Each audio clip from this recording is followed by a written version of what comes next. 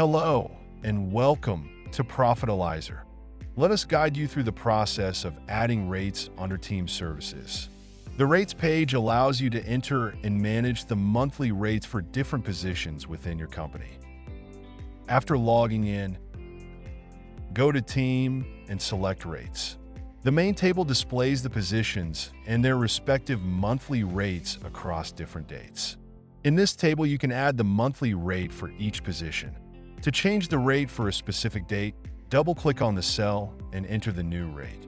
Then press the Enter button.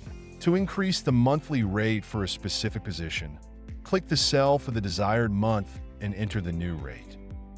You also edit or delete this position name. Click on Position Name, then Edit Position Name and click Green button. Or if you want to delete this position name, click Delete icon. By any change, the formula is deleted from a cell. First, click this cell, then press the equal sign on the keyboard to reselect and restore the formula, and click the Enter button. Thank you for watching this video.